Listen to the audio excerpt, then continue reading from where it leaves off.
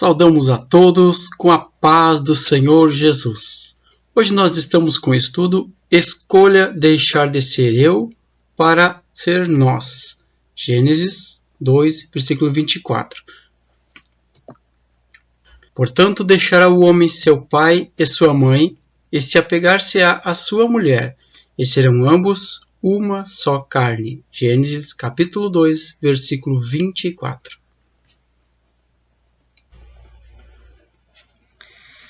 Então, nós vamos sair partindo do pressuposto do eu para até construirmos a questão do nós. Falando sobre o eu, o homem é um ser biopsicossocial e também espiritual.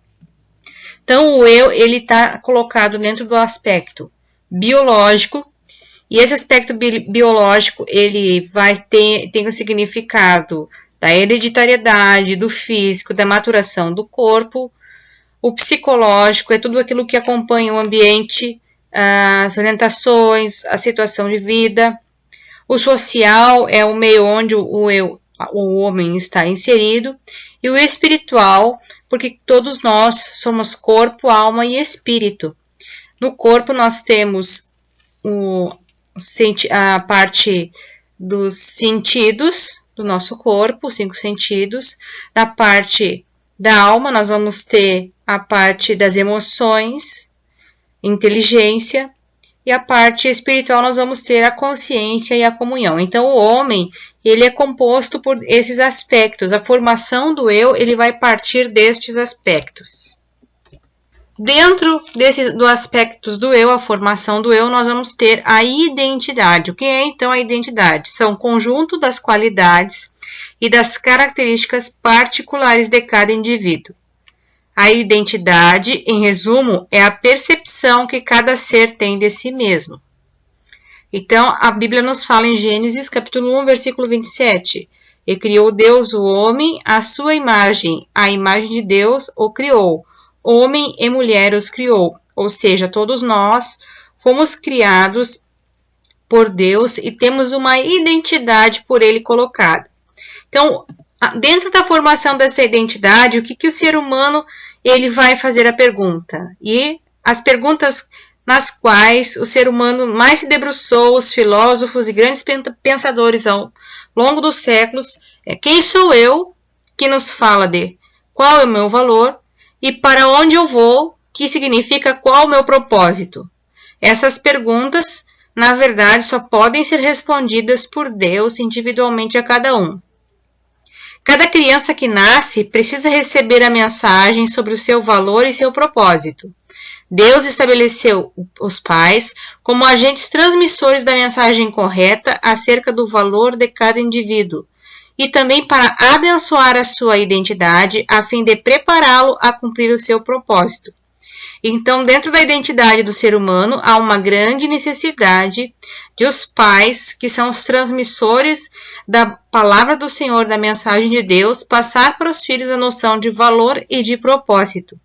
Porque, na verdade, essa é uma essência do ser humano, que vai ser muito importante na formação dessa identidade do eu. E essa identidade do eu, muitas vezes, quando vai para dentro do casamento, ela vai, muitas vezes, apontar problemas na resposta dessas perguntas, ou ela vai apontar qualidades que foram desenvolvidas ao longo do tempo. Então, a mensagem errada, que é a mensagem de Satanás. Qual é essa mensagem errada e que muitas vezes os pais estão transmitindo aos seus filhos? Palavras como exemplo: você não é nada, não é ninguém, não tem valor, não serve para nada, você é gordo, magro, alto, baixo, feio, tem a cor da pele errada, nasceu no sexo errado. Quando os pais queriam uma menina e nasce um menino ou vice-versa. Você é um erro, não foi planejado, não é amado, não deveria estar aqui e não será nada na vida. São exemplos da mensagem de Satanás que muitas vezes o agente desta mensagem, que ao invés de passar aquilo que Deus quer passar ao homem, vai passar a mensagem errada para os filhos. E esse ser humano ele vai acabar se tornando um ciclo vicioso, porque ele recebe esta mensagem, aquelas perguntas na formação da identidade que vão mostrar para ele o propósito e o valor vão estar comprometidas de modo que vai gerar um ciclo que cada vez mais essa criança vai crescer e a tendência a reproduzir aquilo que ela recebeu. E a mensagem negativa, ela vai trazer para a sua vida muitas consequências e, inclusive, dentro do casamento serão terríveis consequências. Qual é a mensagem, então, de Deus para a identidade, para a formação da identidade do eu? A mensagem correta, a mensagem de Deus, é ao contrário da mensagem de Satanás, que é: você é amado, você é importante, você tem um grande valor, tem um propósito, você é lindo, suas características físicas são especiais, você tem a cor da pele certa, nasceu no sexo correto, você é um plano de Deus, veio com um propósito a cumprir, não veio por acaso, está onde deveria estar. Você terá um excelente futuro, será bem-sucedido e prosperará. Então, na verdade, qual é a mensagem de Deus para a formação da identidade? Respondendo as perguntas, então, quem sou eu? Você é amado. E qual é o meu propósito? Você tem um propósito a cumprir. Você não está no mundo por acaso. Você prosperará, você será bem-sucedido. Então, há muita a responsabilidade dos pais em serem agentes transmissores da mensagem correta de Deus. Porque muitas vezes, quando essa mensagem não é transmitida aos corações, ela vai gerar uma série de consequências que ao longo da vida vai acompanhar essa pessoa, e mensagem errada transmitida ao coração, no qual não dá para ele, na formação da sua identidade, uma noção de valor e de propósito, vai ser problemas também, no qual essa pessoa vai desenvolver o seu eu, e esse eu vai ter problemas lá no seu casamento futuramente. O diabo não tem família, então a meta dele é destruir a sua.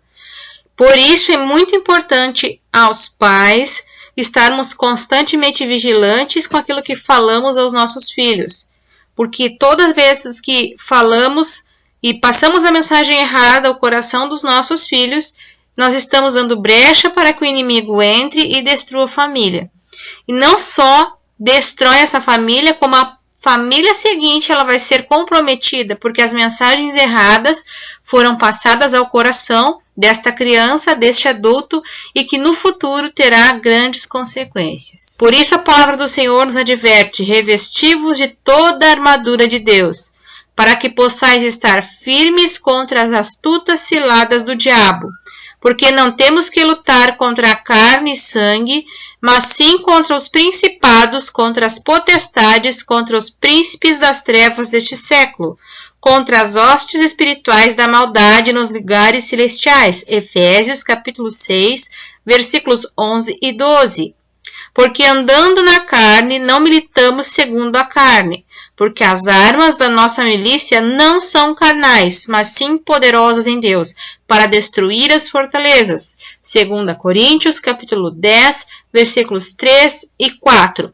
Isso a grande importância dentro da família dos pais estarem cuidando, orando, estarem preparados espiritualmente para que a mensagem de Satanás não seja lançada na família. E Satanás procura brechas na família, nos casais, para que essas palavras lançadas alcancem ao coração do indivíduo, e uma vez dentro do coração se torna ali uma idolatria, ela se torna um local de adoração onde essa pessoa terá dificuldades de entender a sua identidade, se reconhecer o seu valor como filho de Deus, e não reconhecer o seu propósito, e muitas vezes essa situação ela vai lá no futuro se lançar na próxima família que está formando, no próximo casamento que está sendo realizado com a união de dois eus diferentes, até que se torne o nós. Individualidade. Individualidade são as características individuais determinadas na formação da identidade do indivíduo. A Bíblia nos fala que através do casamento o casal torna-se uma só carne, mas não uma só cabeça. A individualidade contribui para cooperar com o cônjuge e com a família, à medida que as características de cada um sejam somadas para a resolução de problemas, facilitação no cotidiano, cooperação no ambiente familiar, entre outros. Ora, Vós sois o corpo de Cristo e seus membros em particular. Ou seja, toda individualidade, todo ser vai ter a sua grande importância dentro do casamento, porque cada um contribui com as qualidades que possui, com as suas características individuais. Esta questão no que nós falamos, a Bíblia nos fala que seríamos uma só carne e não uma só cabeça, porque são dois seres que têm a sua individualidade, as suas características individuais, que são somadas no casamento.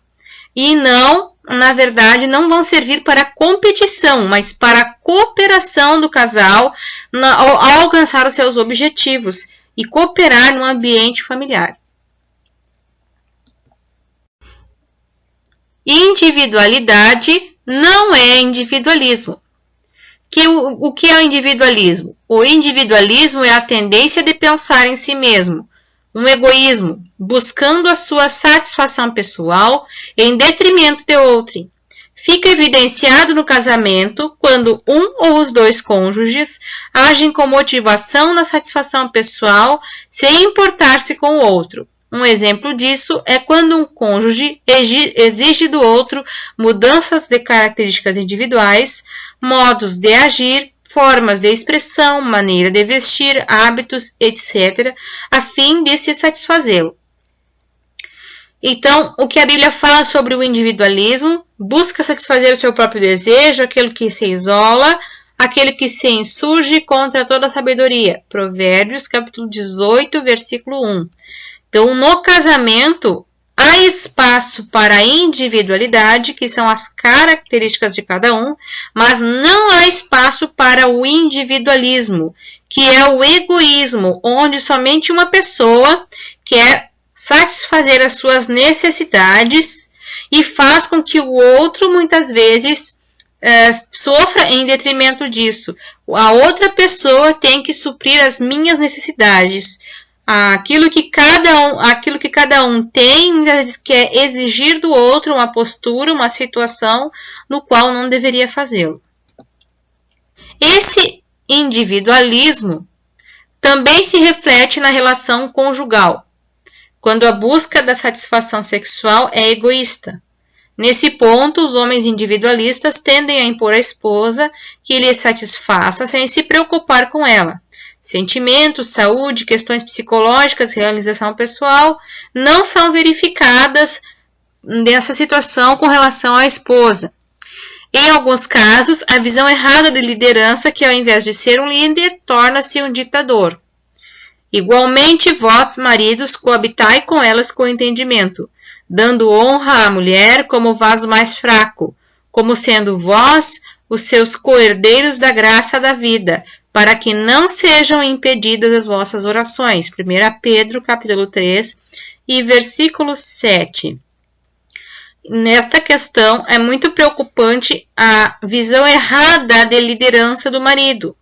O marido, ele tende a se tornar um líder pelo exemplo, e não por ser um ditador, ou seja, exigir o seu respeito, exigir muitas vezes ser satisfeito as suas vontades pessoais dentro da família, dentro do casamento. Então, há muita importância, inclusive a Bíblia se importa tanto com isso, que demonstra que dependendo da maneira como que o marido trata a sua mulher, nem a sua oração será atendida, será escutada. Por quê? Porque quando ele age de forma individualista, quando ele se torna um ditador, ao invés de se tornar um líder do casamento, ele está fora da vontade de Deus, fora do padrão que Deus estabeleceu para o homem dentro do casamento. Que a Bíblia nos fala que o homem deve amar a sua esposa. E aquele que ama a sua esposa, ele não é egoísta, não é individualista.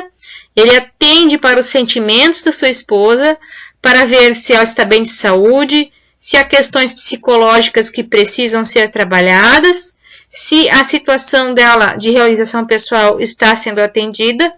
Também dando para ela esta honra como o vaso mais fraco, evidenciando então a preocupação com a sua esposa, com aquilo que ela está passando, e não preocupado simplesmente em satisfazer-se e não pensar no que a esposa está sentindo. Já as mulheres manifestam o seu individualismo na recusa do princípio bíblico da submissão, roubando o papel da liderança do marido no casamento.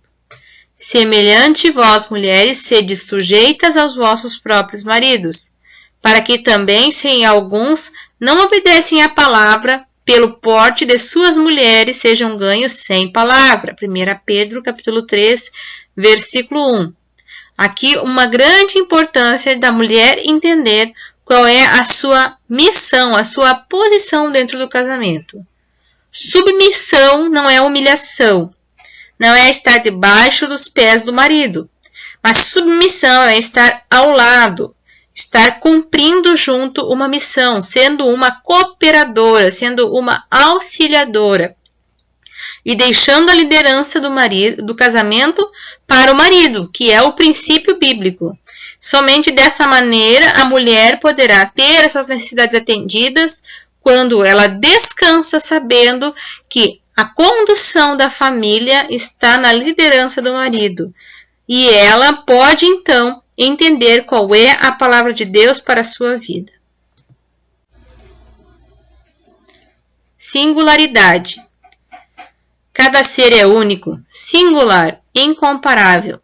Deus criou homens e mulheres com singularidades distintas para se completarem entre si.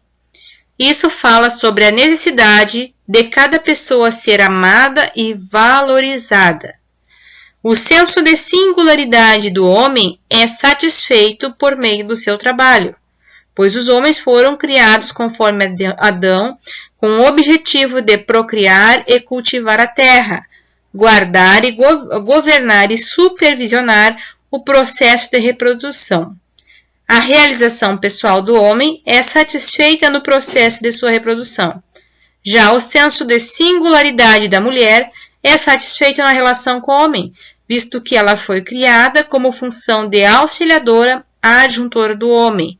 E o que a palavra do Senhor nos fala é: de sorte que assim como a igreja está sujeita a Cristo, assim também as mulheres sejam em tudo sujeitas aos seus maridos.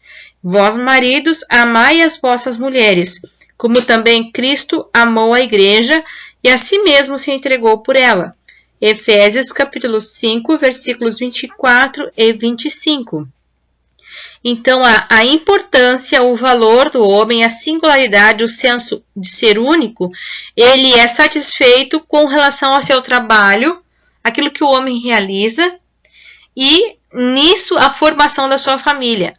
E a mulher, ela também é satisfeita nesse senso quando ela também está juntamente com o homem, junto com o homem, trabalhando como auxiliadora, como adjuntora. Por isso, a grande importância de um respeitar o outro, da esposa respeitar o seu marido, porque o marido vê a forma de amor através do respeito e da admiração pelo seu trabalho, pela pessoa como ele é, como provedor, como pai. E a esposa precisa ter o seu senso de singularidade quando o homem demonstra o seu amor, o seu cuidado para com ela. A comunicação é muito importante na expressão da singularidade dos cônjuges. Por mais que a rotina seja intensa, olhar e valorizar um ao outro, destacando os pontos positivos e elogios. A comunicação é o azeite do relacionamento.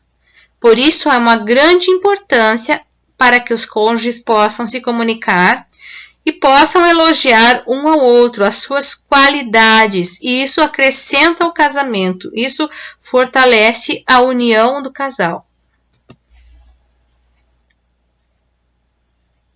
No geral, homens e mulheres tendem a ser mais atenciosos e investir no relacionamento em período de namoro e noivado, pois estão concentrados um no outro.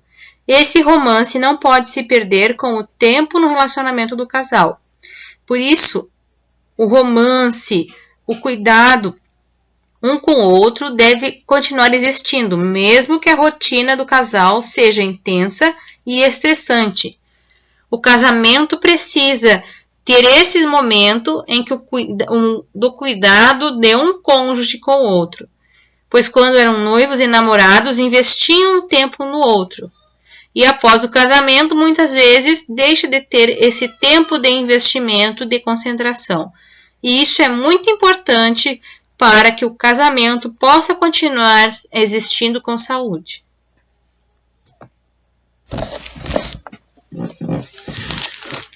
Muito bem, então, deixando de ser eu para ser nós. Existe um processo de fusão. Na matemática nossa, na matemática comum do dia a dia, 1 mais 1 são 2.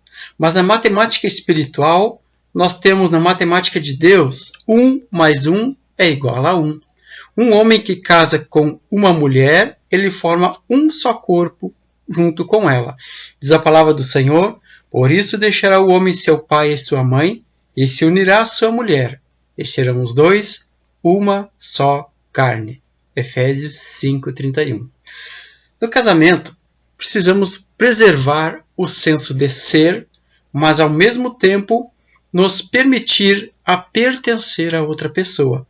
Quando um homem e uma mulher se casam, eles criam uma identidade comum no casamento. Nossas decisões passam a não mais por motivações pessoais, mas em conjunto.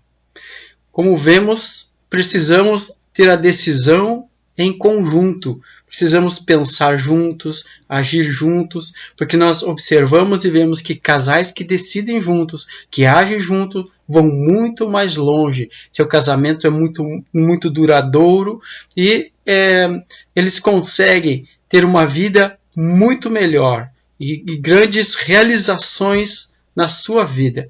Nós precisamos aprender a andar juntos. No início do casamento, esta fusão pode levar a uma crise, onde a imaturidade pode acarretar problemas de relacionamento. A crise é percebida quando cada um quer lidar com os problemas do seu jeito. Também há uma luta pelo domínio do outro. Muitas vezes, um quer mandar, o outro também quer mandar, e acaba aquela divergência, cada um quer. Um puxa para um lado, o outro puxa para o outro, né? E como nós acabamos de ver um pouco antes, nós precisamos aprender a ser um só corpo, aprender a agir junto, pensar junto. Vamos ver então agora os 4 estágios do casamento.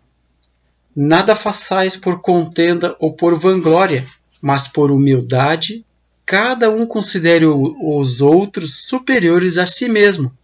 Não atende cada um para o que lhe é propriamente seu, mas cada qual também para o que é dos outros. Filipenses 2, 3 e 4. Não podemos querer só satisfazer as nossas necessidades pessoais. A palavra de Deus nos diz que nós temos que fazer ao outro assim como queremos que façam a nós. Então nós precisamos, no casamento, atender às necessidades do nosso cônjuge. Nós casamos não somente para nós sermos felizes, mas nós precisamos também lembrar que temos que fazer o outro feliz. Primeiro estágio, dependência emocional. Nesse estágio, o cônjuge demonstra imaturidade emocional, tentando fazer com que o outro atenda às suas necessidades a qualquer custo. Passa a ser o eu suprimindo minha própria necessidade. Geralmente, pessoas que tiveram problemas emocionais na infância, traumas, privações e violências tendem a agravar o processo de tendência emocional, de dependência emocional do outro.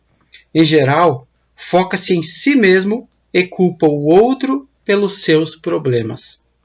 Muitas vezes, os problemas que são somados quando somos solteiros e pensamos que quando vamos para o casamento tudo vai acabar.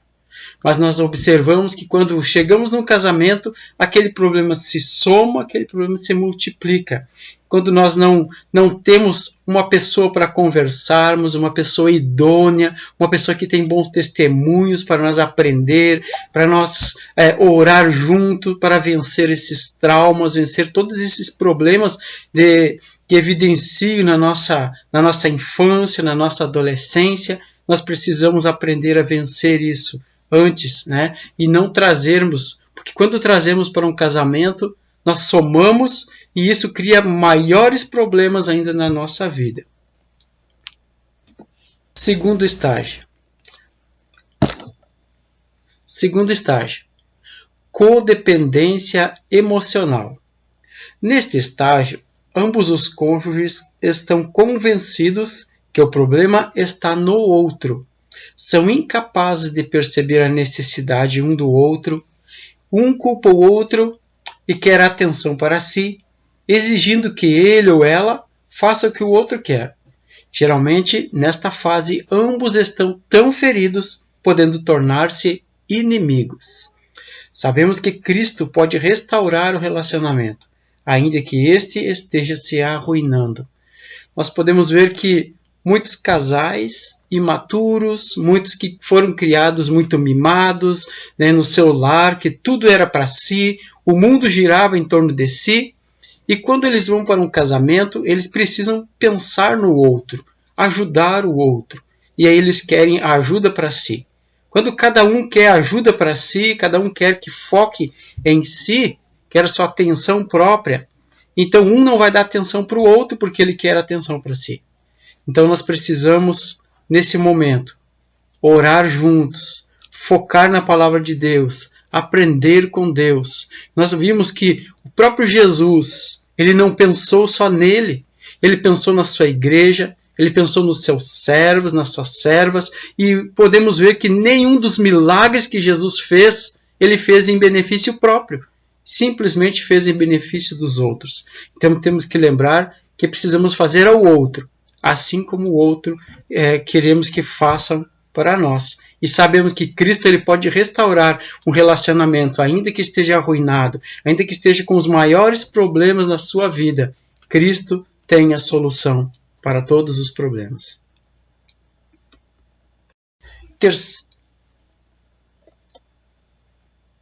Terceiro estágio.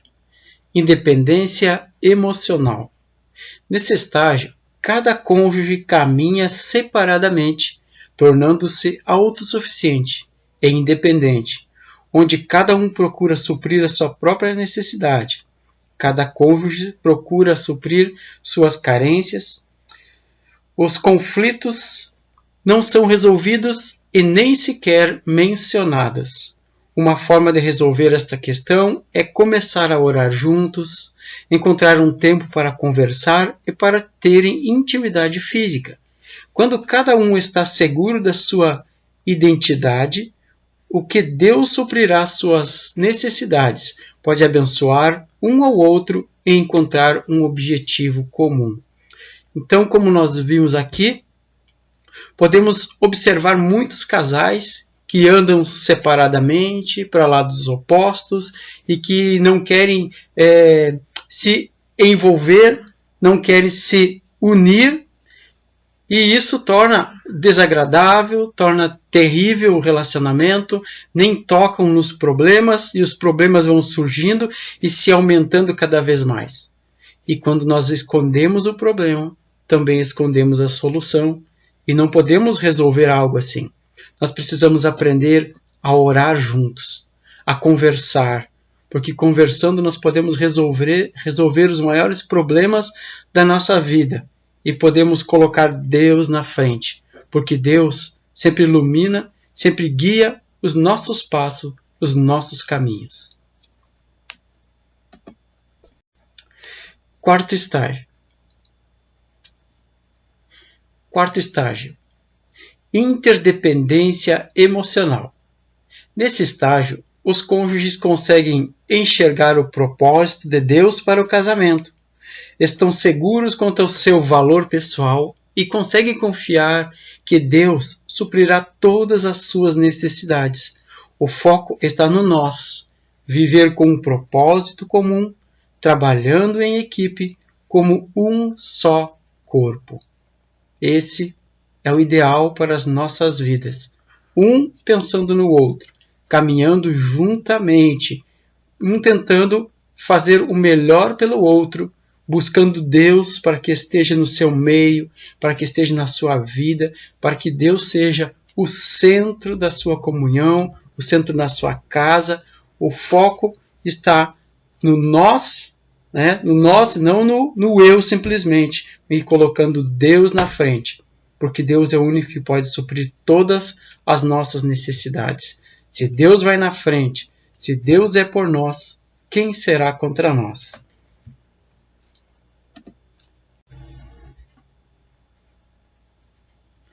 Tarefa de casa.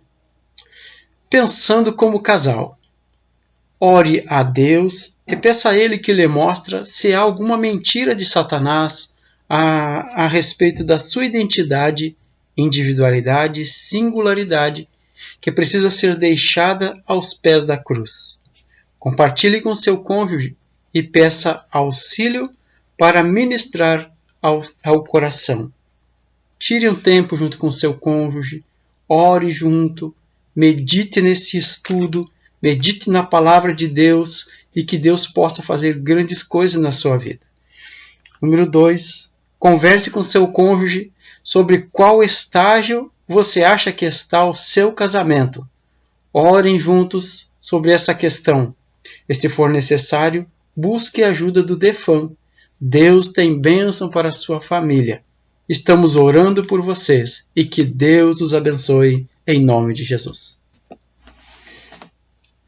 Uma coisa que nós precisamos lembrar é buscar a bênção de Deus para a nossa família.